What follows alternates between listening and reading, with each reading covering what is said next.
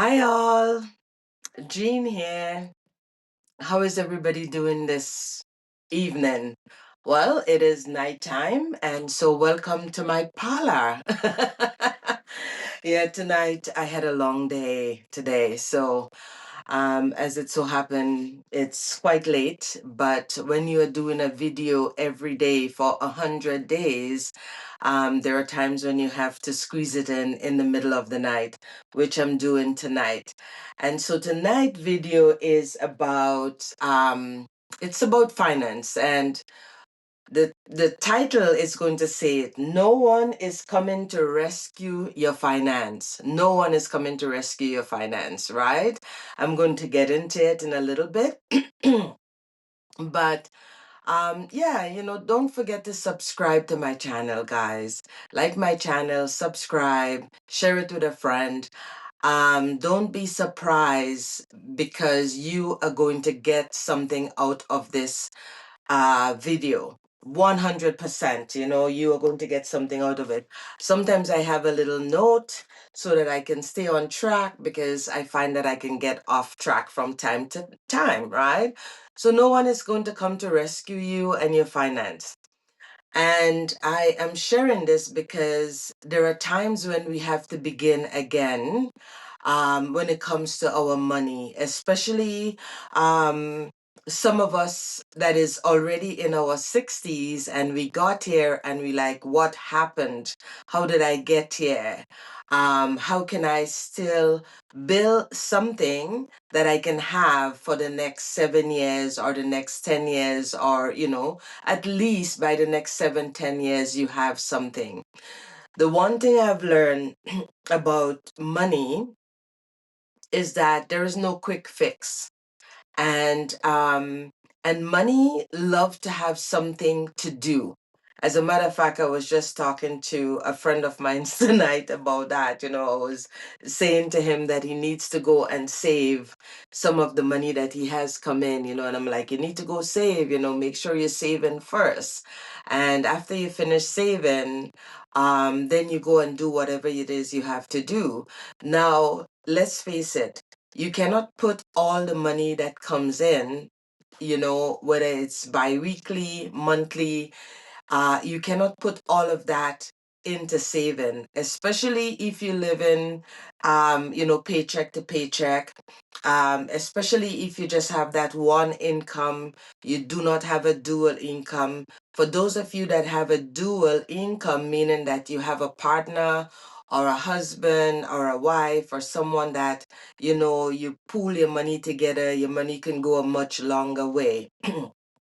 For me, um, I have definitely, in a sense, I have been rebuilding my saving in the sense of how am I rebuilding, my finance? What am I doing, to rebuild that finance? So the first thing I decide to do is to live inside of my means. And when I say I'm living inside of my means, that's what I mean. I'm no longer wanting to go overboard and to spend money that I don't have, or not necessarily money that I don't have, but to just, put money out there and spend money. Now I am no expert on money, but I am an expert when it comes to experience, and I have had a lot of experience when it comes to billing finance and, losing finance and not having any money and having some money and not having any money and having some money. And I think throughout my life, since coming to Canada, I think throughout my life it has gone like that. There are times when I have a lot, and there are times when I don't have any. And I think one of the things that I used to do a lot, because I've heard my mother said that so many times. My mom was one of those people, and I think she still say that. the Lord will provide. So money for me has always been kind of like an elusive thing because in a sense, I expect it to just show up for me. I hope, I hope you're not doing that, expecting it to just show up from thin air. Sometimes it does because today I went to the post office and I got a check in my mailbox, right? And I'm like, oh, and this is like the last 3 times that I went to my mailbox. I'm not kidding you. The last 3 consecutive times that I went to my mailbox, I keep getting this check for $133. And today I went to my mailbox and I got a check for $133. And I'm like, see, the universe is actually trying to pay me in some kind of a way. So I am very, very, very grateful for that. 100%, right? So, yeah, so when it comes to, rebuilding, I literally had to start from ground zero. But here is what I said to myself. If I start now, where I'm at right now, and I start saving first. No matter what it is that come in, no matter when it is money coming to me, the first thing I do now, I save some money first. I have never ever done that before. If you take nothing out of this video today, I recommend that no matter what come in, no matter how much expense you have, save yourself $1 first. And that, I think, is something that I didn't know before, is something that, as I say, I have had money, I've lost, well, not lost, but spend it and have it and spend it. And there's always things to do. I had just, sold a house just about a year ago. And that house was supposed to be my retirement fund house, and I sold it, but as it so happened, I had to pay debt with most of the money. Not all of it, but most of the money I paid. I paid on my $30,000 in debt, and I just needed to pay it down because I was tired of dragging that debt behind me since I divorced, in 2014. So I am really, just was tired of dragging that debt with me and I wanted to pay it off. But I still had enough that I invest $10,000. I invest that into another building, another home. But this time, that home is going to actually be my retirement home because I invested in a house in the Caribbean because that's where I want to stay. That's where I want to retire or semi-retire. So I thought it was best for me to have something there and something that is going to create and generate an income because I'm going to be able to, rent it out. I could do Airbnb, or I can do bed and breakfast, or I can do a mini bougie type of hostel.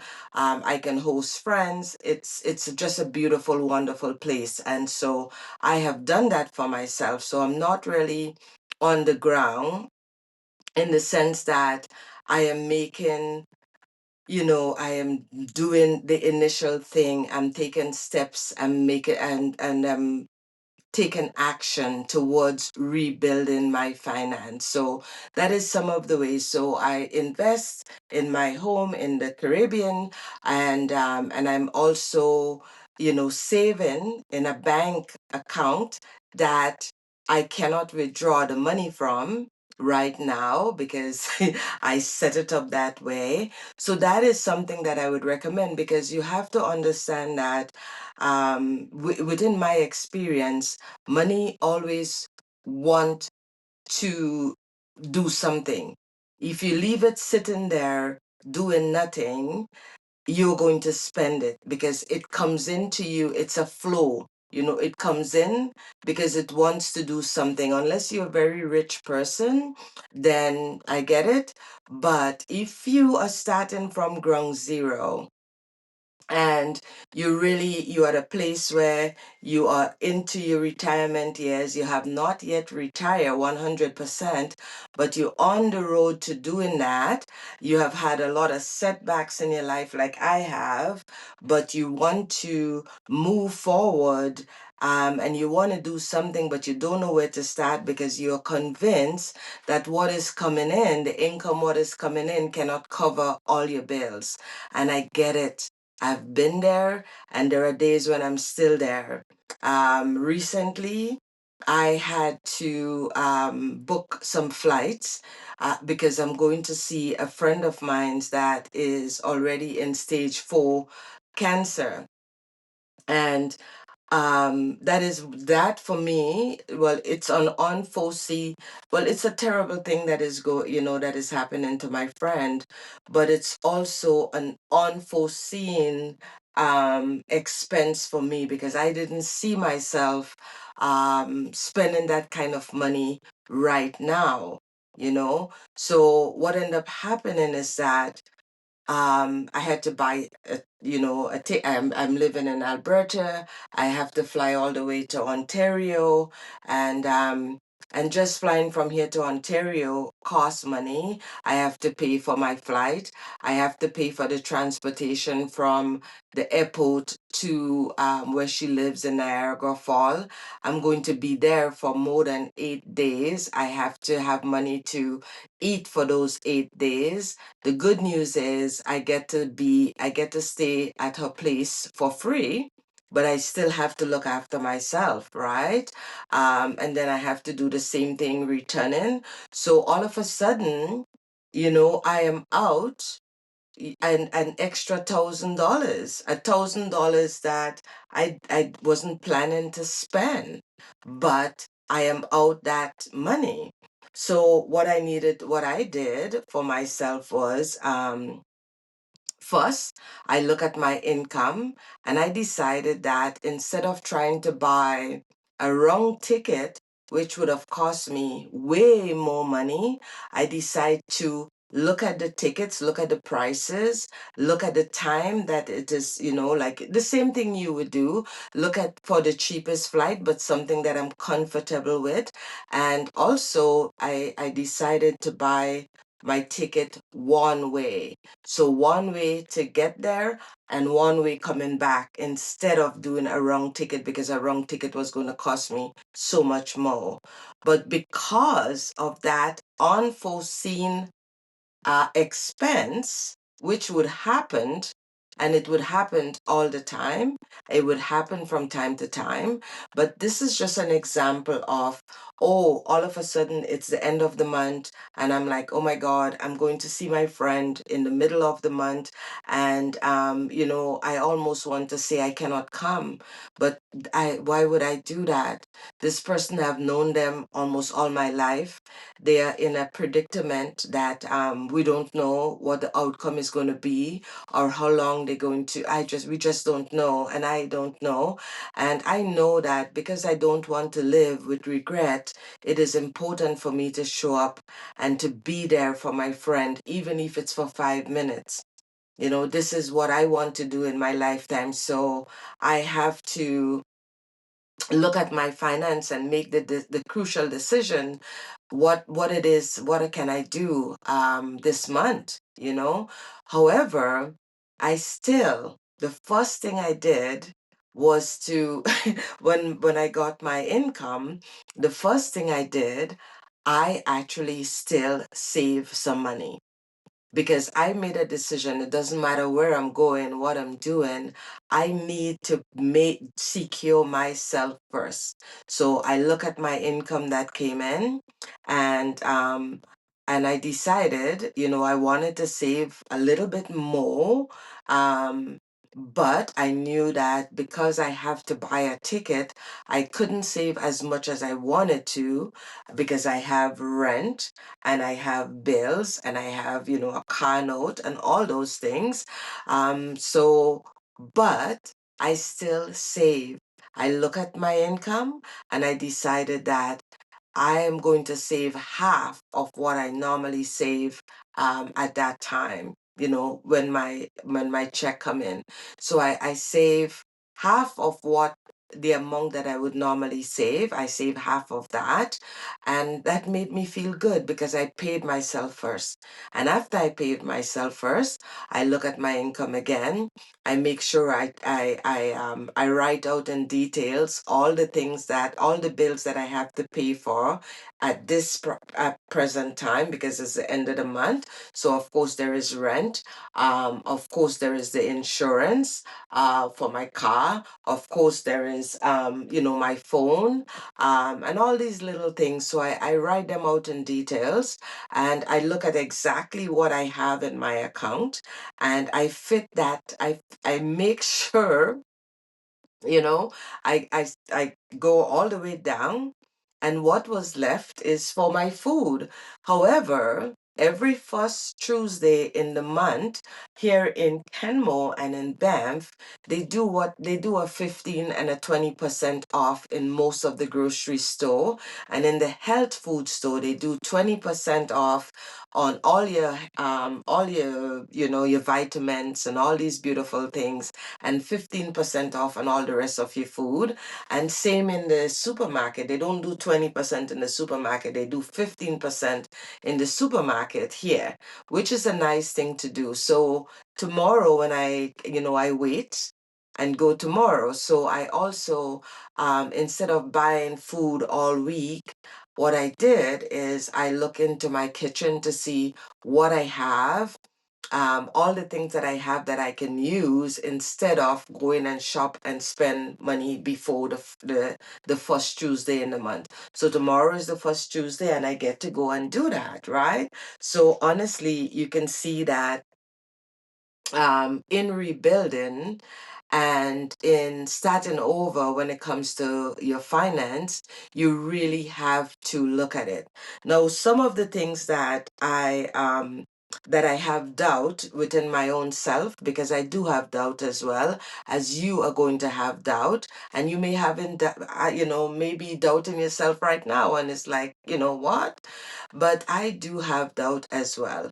And one of my biggest doubt is that I am going to fall back into my old ways, I am going to just decide, oh, well, I have the money, I'm going to do it. It doesn't matter whether or not I have the money, I'm going to spend it anyway. I'm going to put it on my credit card, or I'm going to do X, Y, and Z. Now, the one thing I have done, which is one of the things I am most proud of, my credit card I only have $1,000 on my credit card, a $1,000, and I don't even use that credit card. Well, actually, I haven't used that credit card in months because I want to spend cash.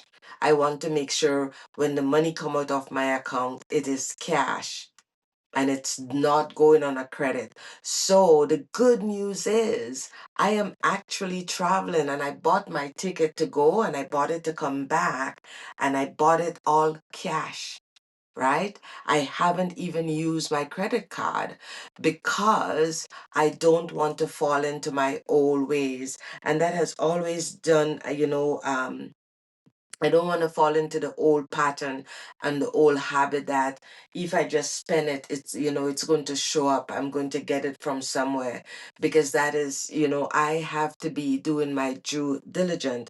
So of course, fear is going to come up and doubt is going to come up.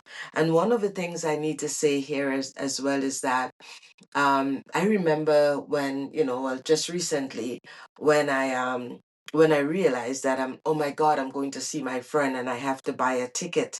And I had so much fear around that because I realized I want to live inside of this space, what I call inside of my means.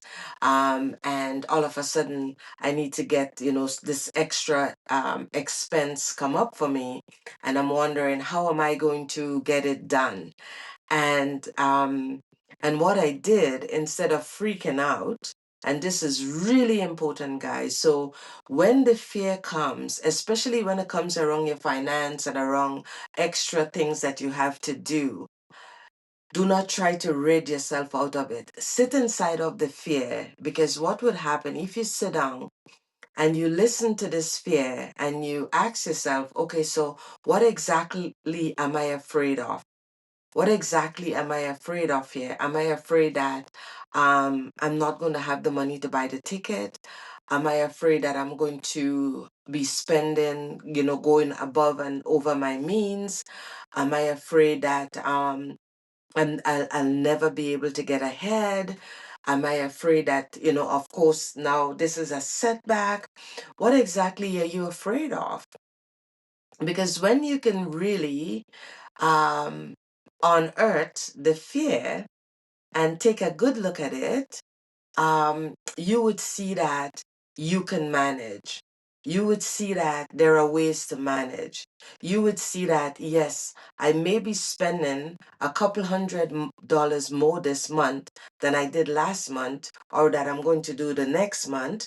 However, this is just very temporary. How can I deal with it? How can I look at it? And the other thing you can do as well is, if you have friends and family, for instance, I am going to see a friend of mine that is very sick. And so I'm not just going off on a vacation. Like, no, I'm going to see someone that is really quite ill. And so I have a whole um, I have well, not a lot, but I have a few friends that also know this friend that we all are friends with. And I ask, guys, is there anyone who want to contribute to my travels, especially getting a ride from where I live to the airport? It's 2 hours to the airport from where I live. If I'm taking the airporter, which is the bus to the airport, that's going to cost me a good $70 out of my pocket. If I'm driving and I have to leave my car in the airport, well, that would cost me more money. So basically, there's all these things, could you give me a ride to the airport, So you ask for help. I ask for help. I ask the creator for help, and I ask my friends who know me and know my friend if they would like to contribute. And yeah. Surprisingly, not even surprising, my friends and them, I had one or two friends that says yes. Out of five friends, two say yes and they can help, and I'm happy with that. And it's not about the amount that they can help with. As I say, somebody can drive me to the airport, someone can come and pick me back up. All those little things count. I am no longer trying to do life alone. And there are certain things that you have to do when it comes to rebuilding your finance, especially with saving, as I mentioned early. Always pay yourself first. Forget about all the bills that you have to pay. Include your saving as a bill and pay it first.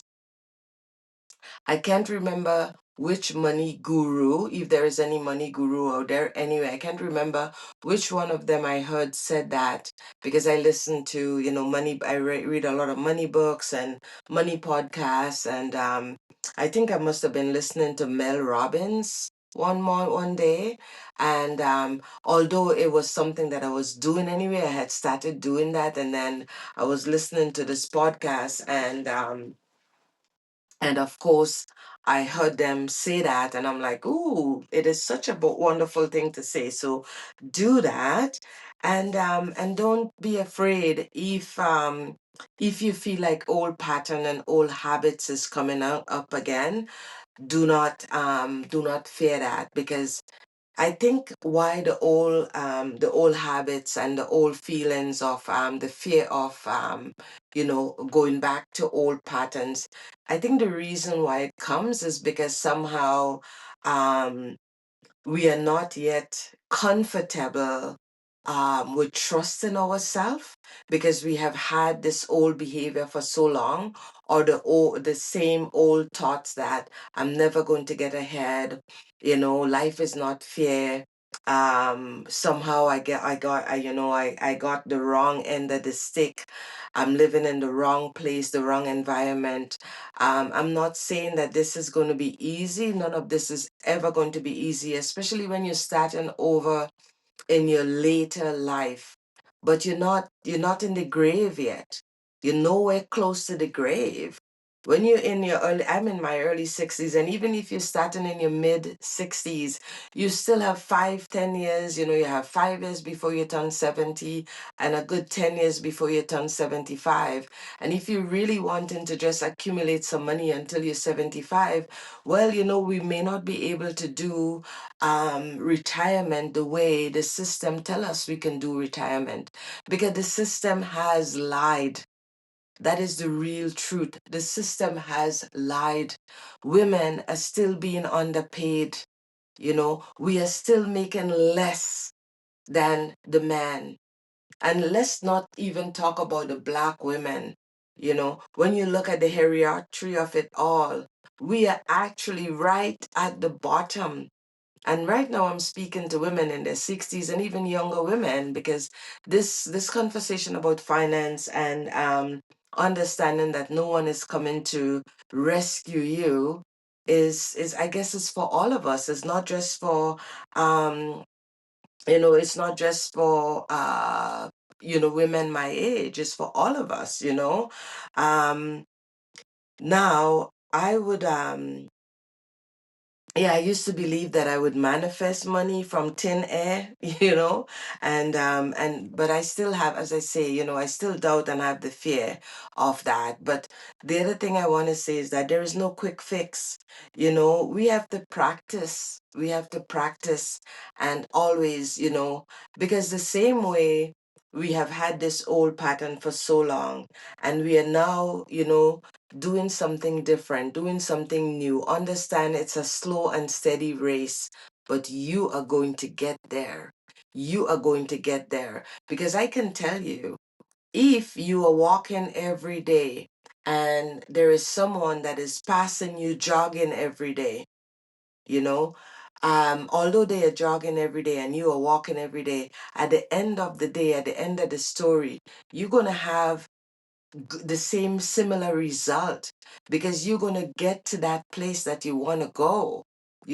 They may get there quicker because they are jogging, they are sprinting, and you may have to walk, but you're still going to get there, as long as you don't stop and get off the part. And as long as you understand that it is a new, you are creating a new pathway for yourself. So it's not going to be comfortable all the time. There are days when it's not going to be comfortable. And the other thing that I want to share before I leave here tonight, is that, you know, um, when you are going out to when you are starting over like this, and you are starting over with your finance, and you really make the decision to clean up your finance and to step into a different way of life, or to make sure that you have a couple $1,000, maybe $100,000, $200,000. I don't know if I'm going to make it there, but what I do know is that I have a clearer vision of my future. I have a clearer vision of what it is I want to do. So, because for